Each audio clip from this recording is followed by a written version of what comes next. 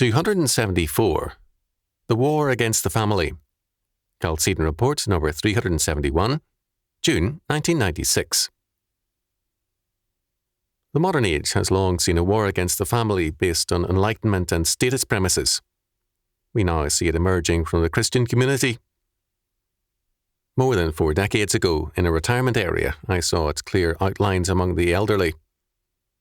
Too many retired to build lovely homes designed for 2 people only. They were open in their desire to have no children or grandchildren visiting or staying overnight. But Dorothy and I both saw such people weep in their nursing home beds because none or few come to visit them. Of course, they had moved often hundreds of miles from their children. They had made them unwelcome in their new homes. Now they felt sorry for themselves because they were neglected. These were all good evangelicals, but their faith was a shallow one, which placed appearances above true faith. One sickening event involved a kindly and wealthy man with an evil wife. Retirement made life unbearable for him. Because divorce was, quote, unthinkable, end quote, he committed suicide, staging it as an accident.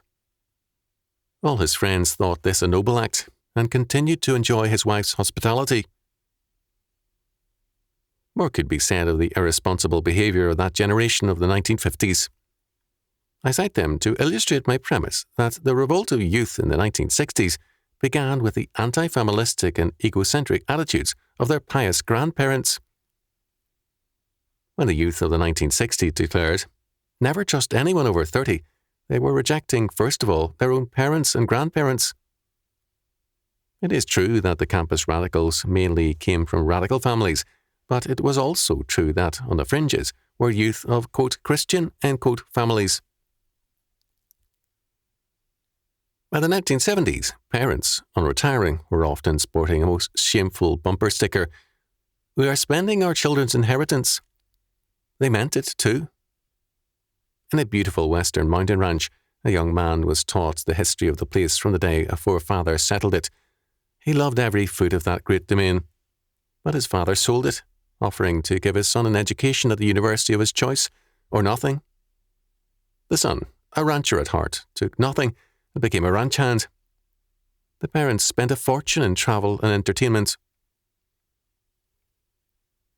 Another case from 1995, the family business was sold, but not to the son, who had offered to pay his parents their annual income, or whatever percentage they wanted, for life.